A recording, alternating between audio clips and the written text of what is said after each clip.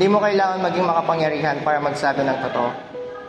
Minsan, kailangan mo lang ng boses na hindi takot. Filipino people are resilient, forbearing, and hardworking. Taxpayers who fight fairly in life.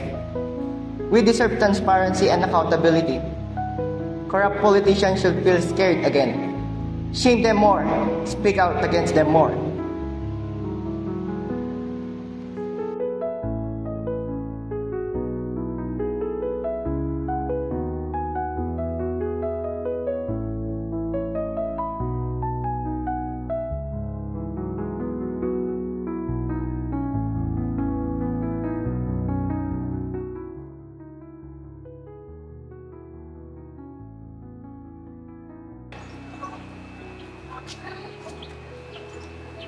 Miguel.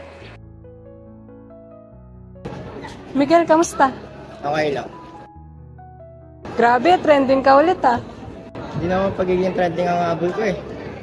Gusto ko lang mamulat ng mga tao. Tsaka gusto ko maging boses ng mga tao hindi kaya magsalita for their rights.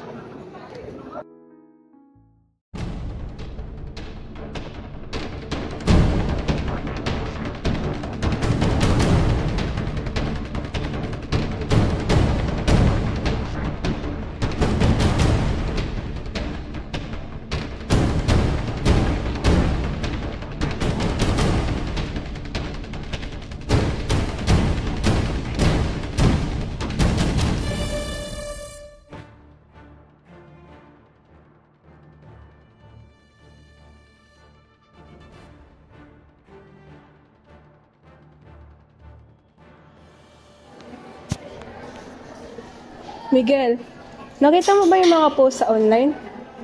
May post ng picture mo with a politician. Pero mukhang edited naman yun. Hindi totoo yun. Hindi ako yan. Pero, bakit ang bilis kumalat? Bakit ang bilis maniwala ng mga tao?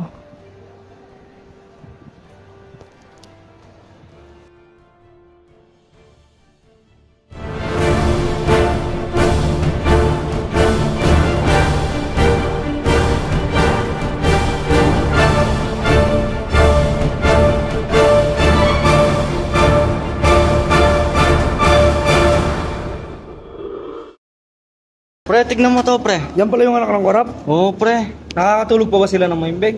Ewan ko rin paano nakakatulog yan eh. Hindi na, pre. Marami na silang nakukurap ng pera eh. Oo nga eh. Marami na silang nakukuha.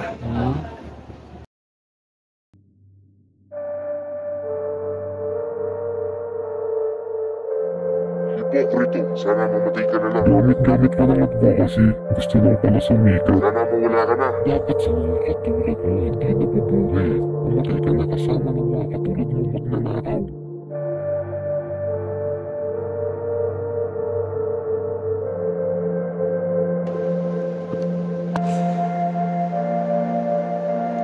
Hindi ko na alam kung sino pa yung mga kampi ko.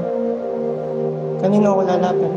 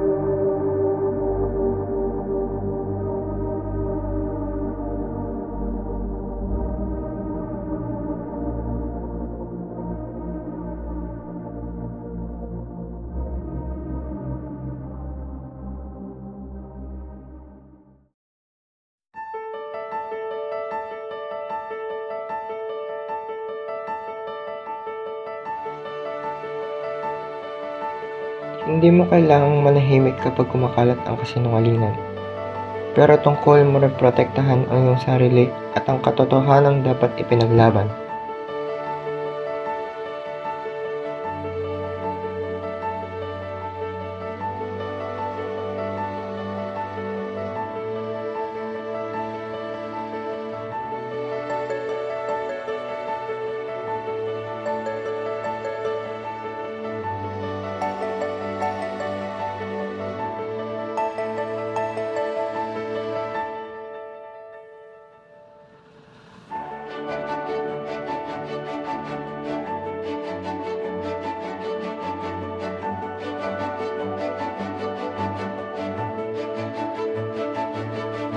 Hindi ko man kontrolado ang lahat ng sinasabi ng ibang tao.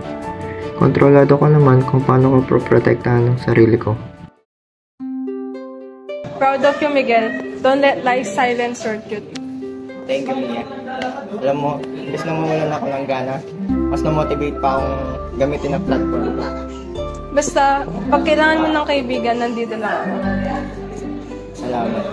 Sige, muna na ako magbibideo pa. Okay, bye-bye.